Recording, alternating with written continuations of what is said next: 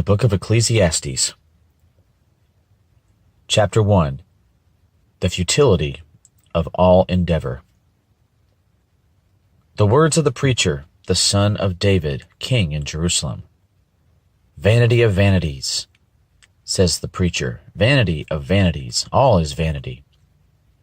What advantage does man have in all his work, which he does under the sun? A generation goes, and a generation comes, but the earth remains forever. Also the sun rises and the sun sets, and hastening to its place it rises there again, blowing toward the south, then turning toward the north. The wind continues swirling along, and on its circular courses the wind returns. All the rivers flow into the sea, yet the sea is not full. To the place where the rivers flow, there they flow again. All things are wearisome. Man is not able to tell it. The eye is not satisfied with seeing, nor is the ear filled with hearing. That which has been is that which will be, and that which has been done is that which will be done. So there is nothing new under the sun. Is there anything of which one might say, "See this, it is new"? Already it has existed for ages, which were before us. There is no remembrance of earlier things, and also of the later things which will occur. There will be for them no remembrance among those who will come later still. The futility of wisdom. I, the preacher, have been king over Israel and Jerusalem, and I set my mind to seek and explore by wisdom concerning all that has been done under heaven. It is a grievous task which God has given to the sons of men to be afflicted with. I have seen all the works which have been done under the sun, and behold, all is vanity and striving after wind. What is crooked cannot be straightened, and what is lacking cannot be counted. I said to myself, behold, I have magnified and increased wisdom more than all who were over Jerusalem before me, and my mind has observed a wealth of wisdom and knowledge. And I set my mind to know wisdom, and to know madness and folly. I realize that this also is striving after wind, because in much wisdom there is much grief, and increasing knowledge results in increasing pain. Chapter 2, The Futility of Pleasure and Possessions.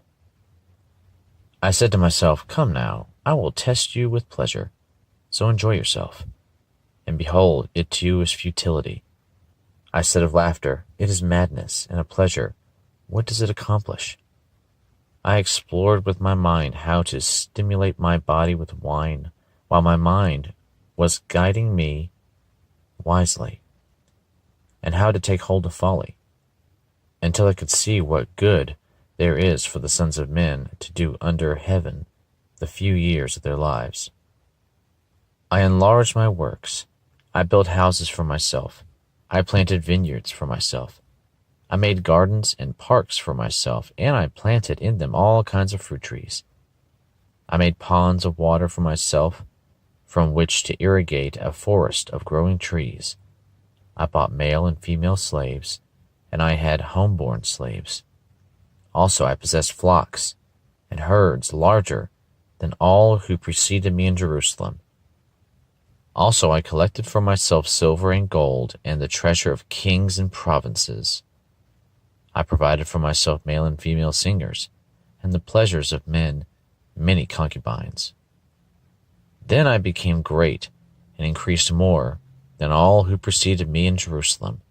My wisdom also stood by me.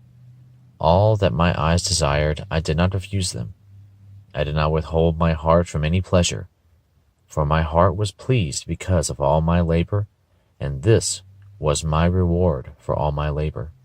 Thus I considered all my activities which my hands had done, and the labor which I had exerted, and behold, all was vanity, and striving after wind, and there was no profit under the sun.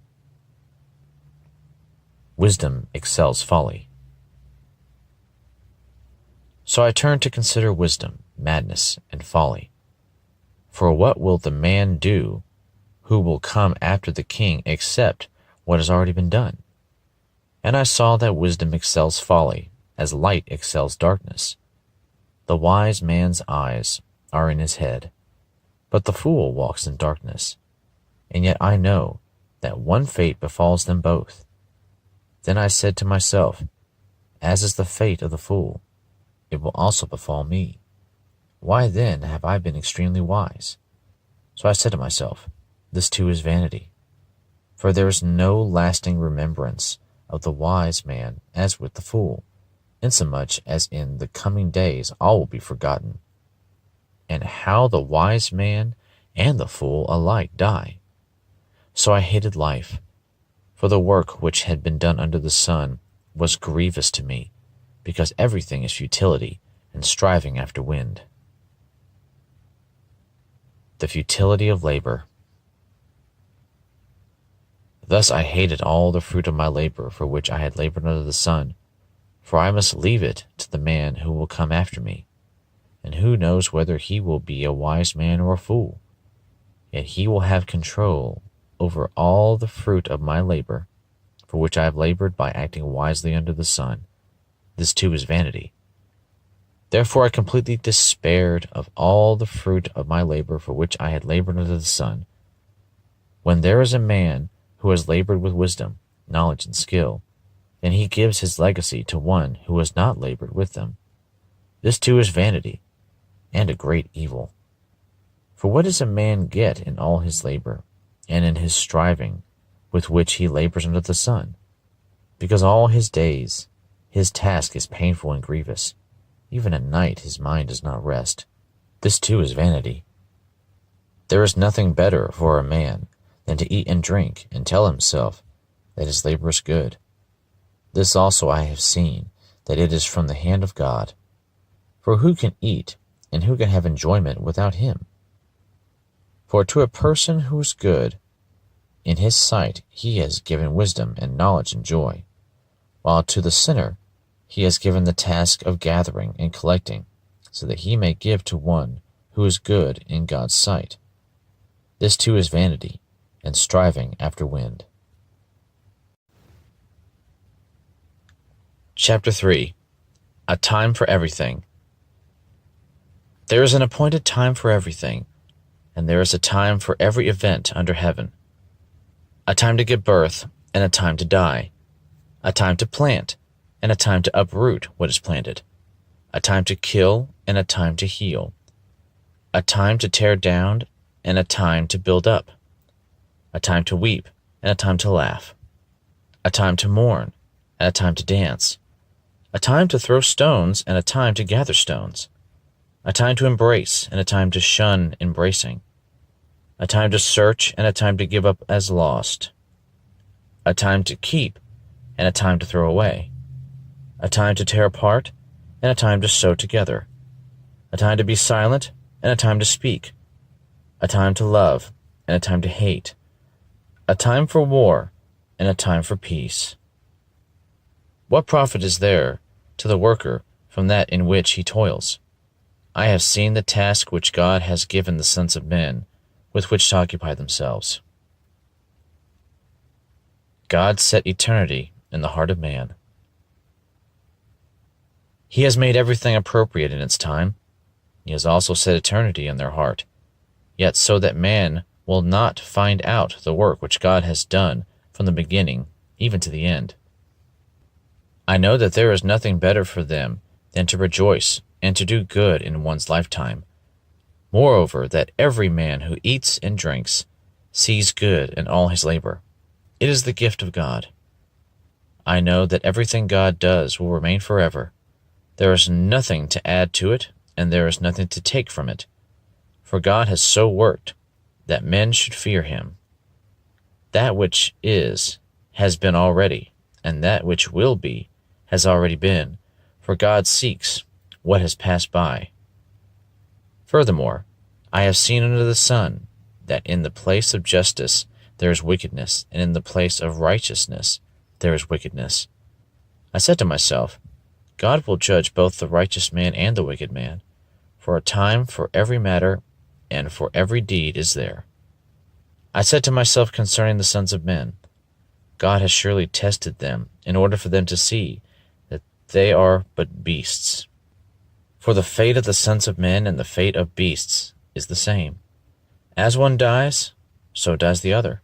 Indeed, they all have the same breath, and there is no advantage for man over beast, for all is vanity. All go to the same place. All came from the dust, and all return to the dust. Who knows that the breath of man ascends upward, and the breath of the beast descends downward to the earth? I have seen that nothing is better than that man should be happy in his activities, for that is his lot. For who will bring him to see what will occur after him? Chapter 4. The Evils of Oppression. Then I looked again at all the acts of oppression which were being done under the sun, and behold, I saw the tears of the oppressed, and that they had no one to comfort them.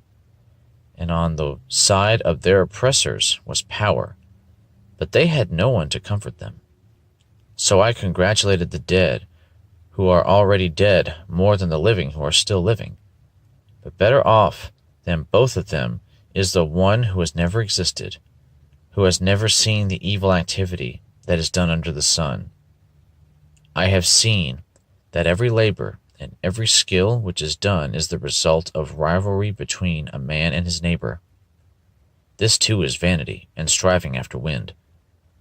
The fool folds his hands and consumes his own flesh. One hand full of rest is better than 2 fists full of labor and striving after wind. Then I looked again at vanity under the sun. There was a certain man without a dependent, having neither a son nor a brother. Yet there was no end to all his labor. Indeed, his eyes were not satisfied with riches, and he never asked, And for whom am I laboring and depriving myself of pleasure? This too is vanity, and it is a grievous task. 2 are better than 1, because they have a good return for their labor.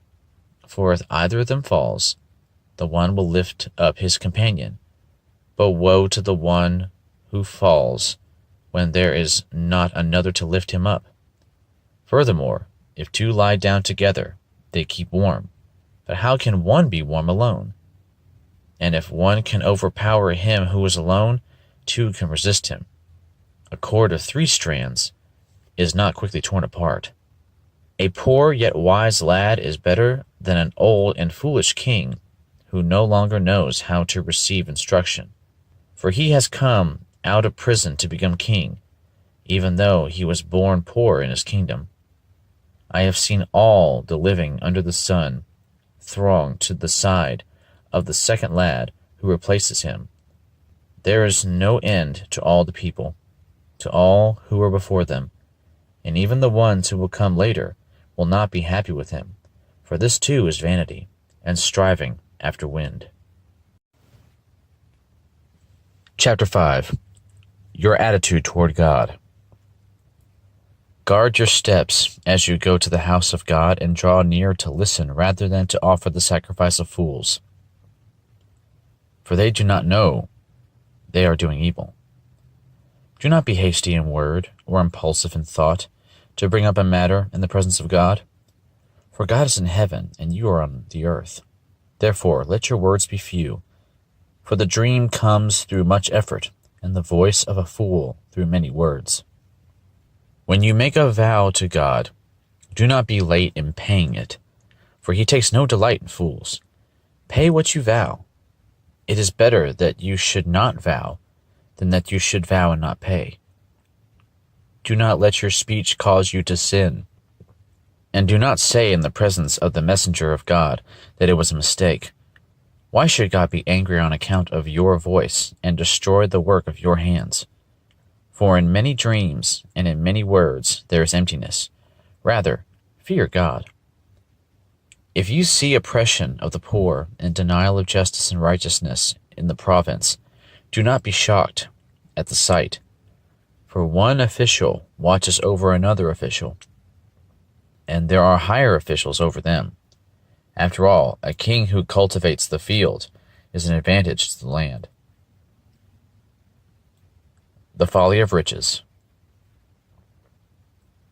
He who loves money will not be satisfied with money, nor he who loves abundance with its income. This too is vanity. When good things increase, those who consume them increase. So what is the advantage to their owners except to look on?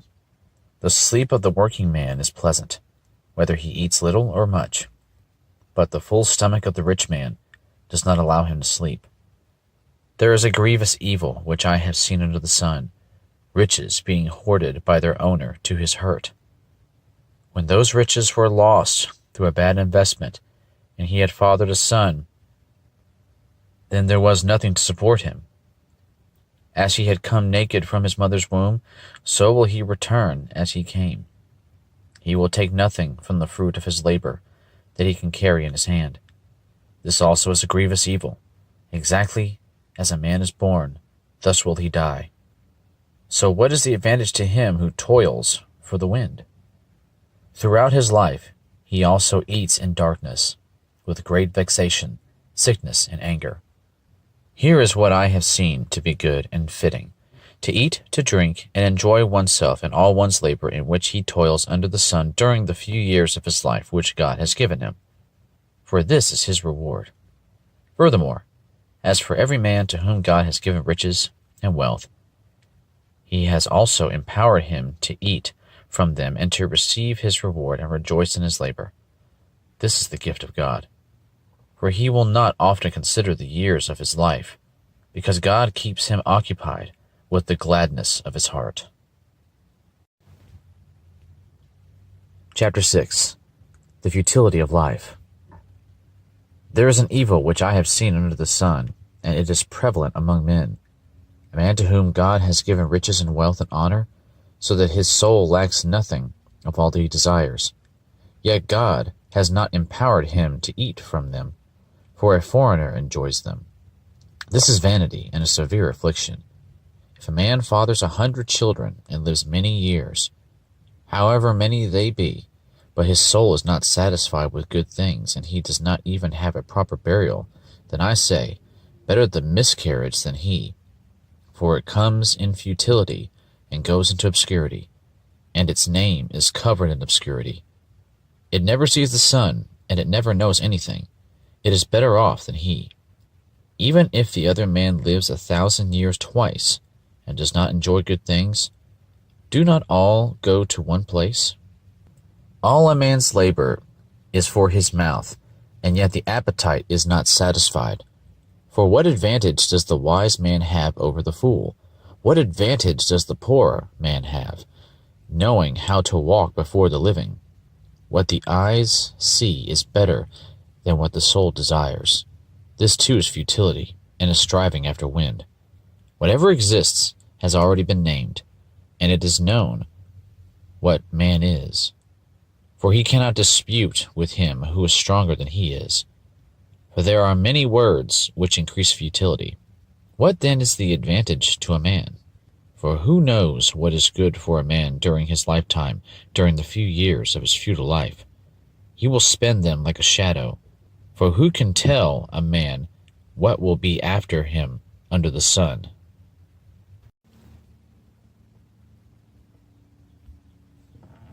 Chapter 7. Wisdom and Folly Contrasted. A good name is better than a good ointment, and the day of one's death is better than the day of one's birth.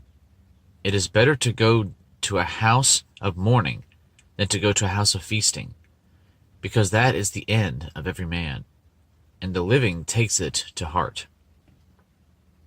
Sorrow is better than laughter, for when a face is sad, a heart may be happy.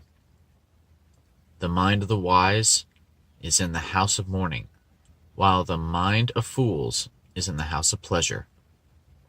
It is better to listen to the rebuke of a wise man than for one to listen to the song of fools. For as the crackling of thorn bushes under a pot, so is the laughter of the fool, and this too is futility. For oppression makes a wise man mad, and a bribe corrupts the heart. The end of a matter is better than its beginning. Patience of spirit is better than haughtiness of spirit. Do not be eager in your heart to be angry, for anger resides in the bosom of fools. Do not say, "Why is it that the former days were better than these?" For it is not from wisdom that you ask about this. Wisdom along with an inheritance is good, and an advantage to those who see the sun.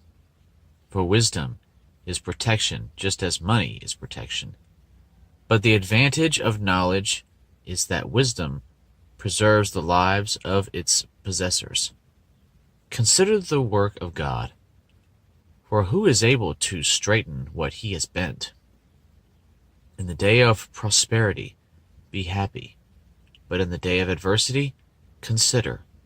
God has made the one as well as the other, so that man will not discover anything that will be after him. I have seen everything during my lifetime of futility. There is a righteous man who perishes in his righteousness, and there is a wicked man who prolongs his life in his wickedness. Do not be excessively righteous, and do not be overly wise. Why should you ruin yourself? Do not be excessively wicked, and do not be a fool.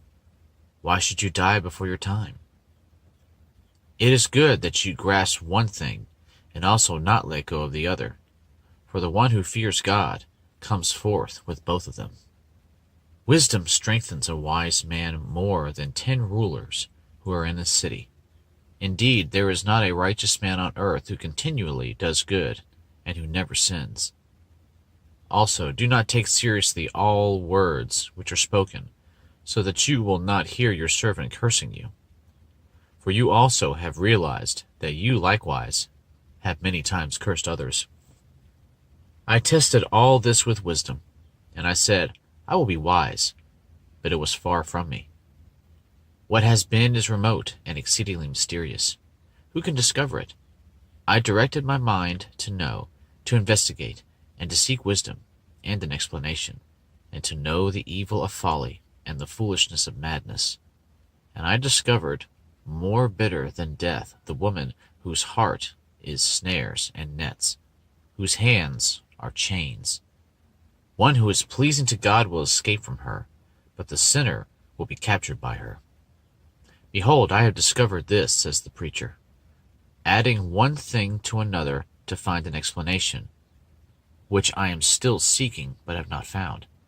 I have found one man among 1,000, but I have not found a woman among all these. Behold, I have found only this, that God made men upright, but they have sought out many devices.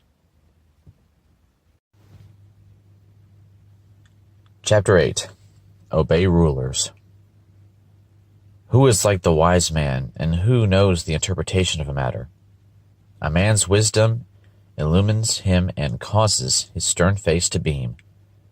I say, keep the command of the king, because of the oath before God. Do not be in a hurry to leave him. Do not join in an evil matter, for he will do whatever he pleases. Since the word of the king is authoritative, who will say to him, What are you doing? He who keeps a royal command experiences no trouble, for a wise heart knows the proper time and procedure.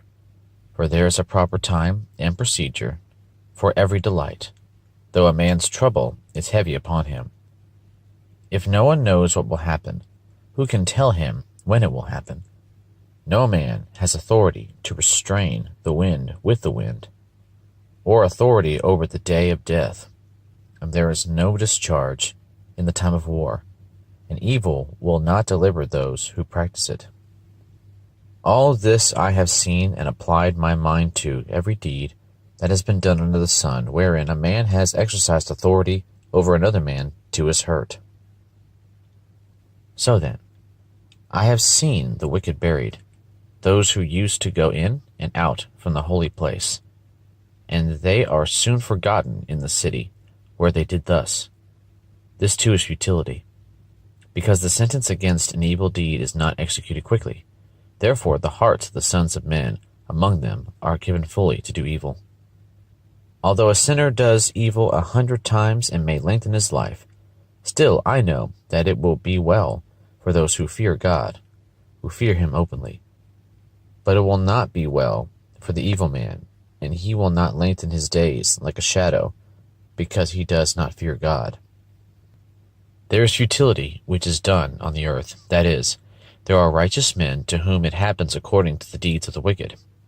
On the other hand, there are evil men to whom it happens according to the deeds of the righteous.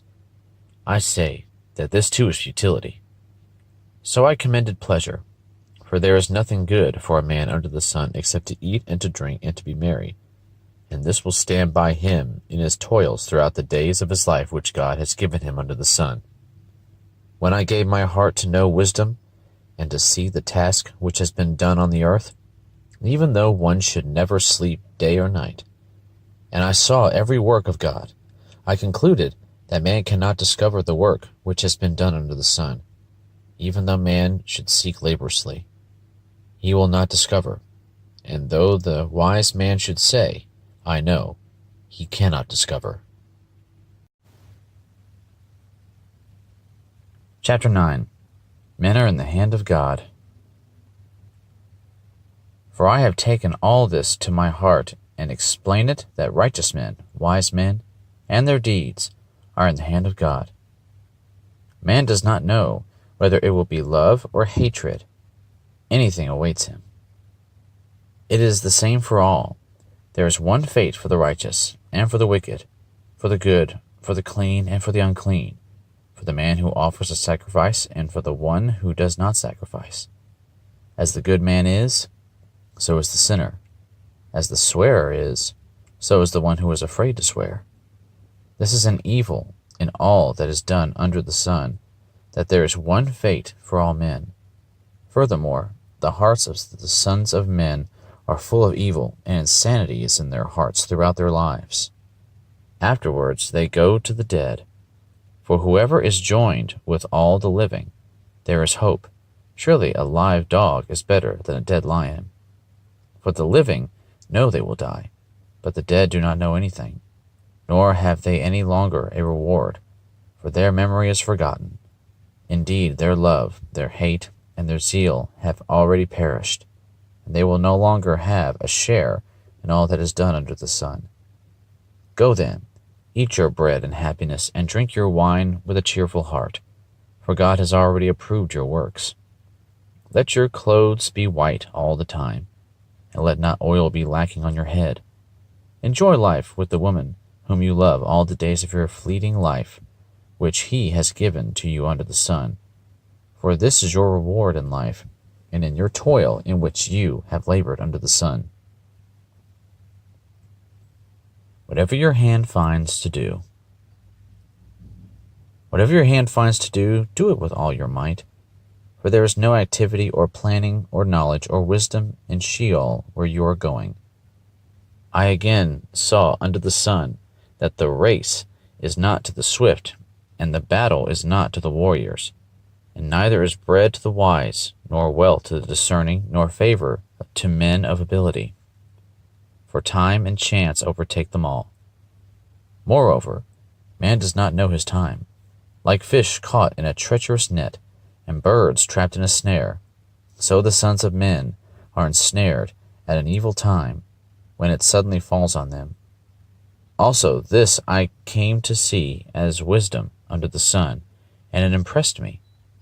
There was a small city with few men in it, and a great king came to it, surrounded it, and constructed large siege works against it.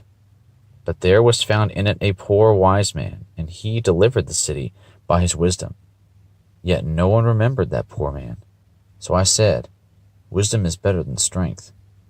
But the wisdom of the poor man is despised, and his words are not heeded. The words of the wise heard in quietness are better than the shouting of a ruler among fools. Wisdom is better than weapons of war, but one sinner destroys much good. Chapter 10. A little foolishness. Dead flies make a perfumer's oil stink, so a little foolishness is weightier than wisdom and honor.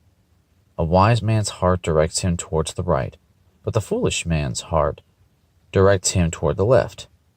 Even when the fool walks along the road, his sense is lacking, and he demonstrates to everyone that he is a fool.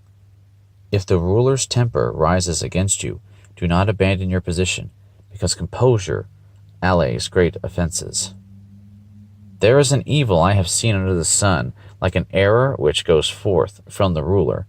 Folly is set in many exalted places, while rich men sit in humble places.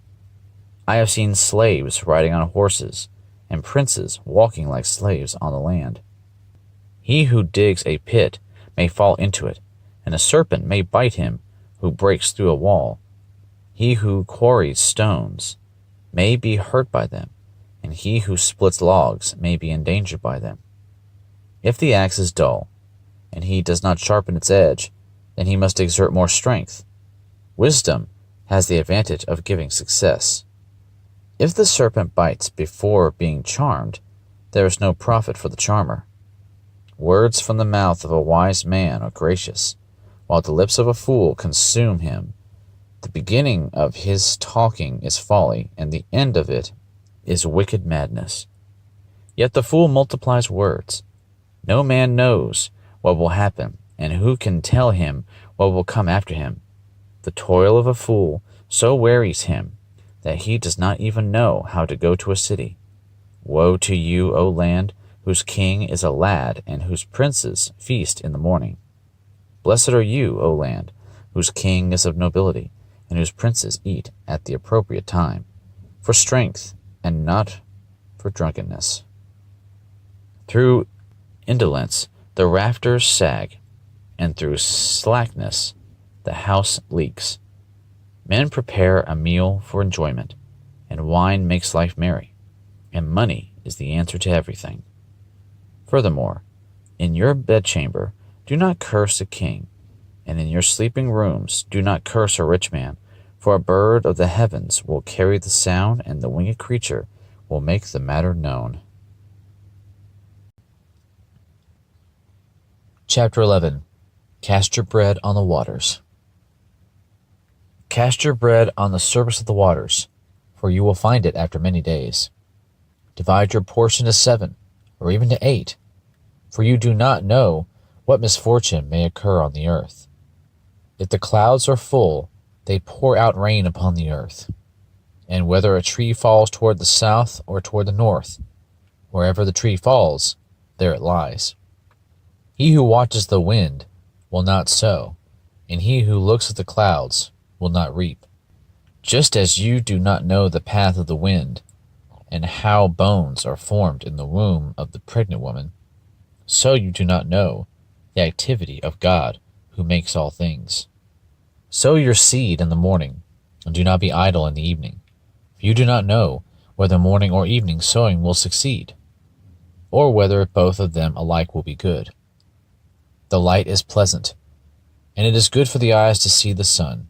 Indeed, if a man should live many years, let him rejoice in them all, and let him remember the days of darkness, for they will be many. Everything that is to come will be futility.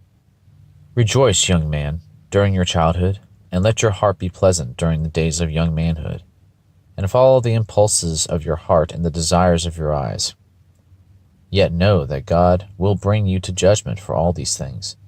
So remove grief and anger from your heart, and put away pain from your body, because childhood and the prime of life are fleeting. Chapter 12. Remember God in your youth. Remember also your Creator in the days of your youth, before the evil days come and the years draw near, when you will say, I have no delight in them. Before the sun and the light, the moon and the stars are darkened, and clouds return after the rain, in the day that the watchmen of the house tremble, and mighty men stoop, the grinding ones stand idle, because they are few, and those who look through windows grow dim, and the doors of the street are shut as the sound of the grinding mill is low. And one will arise at the sound of the bird, and all the daughters of song will sing softly. Furthermore, Men are afraid of a high place and of terrors on the road. The almond tree blossoms, the grasshopper drags himself along, and the caperberry is ineffective. For a man goes to his eternal home, while mourners go about in the street. Remember him before the silver cord is broken, and the golden bowl is crushed. The pitcher by the well is shattered, and the wheel at the cistern is crushed. Then the dust will return to the earth as it was, and the spirit will return to God who gave it. Vanity of vanities, says the preacher, all is vanity. Purpose of the preacher. In addition to being a wise man, the preacher also taught the people knowledge, and he pondered, searched out, and arranged many proverbs. The preacher sought to find delightful words and to write words of truth correctly. The words of wise men are like goads, and masters of these collections are like well-driven nails. They are given by one shepherd. But beyond this, my son, be warned.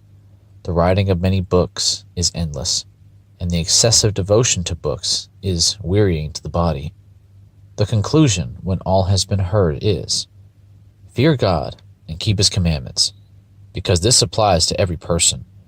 For God will bring every act to judgment, everything which is hidden, whether it is good or evil.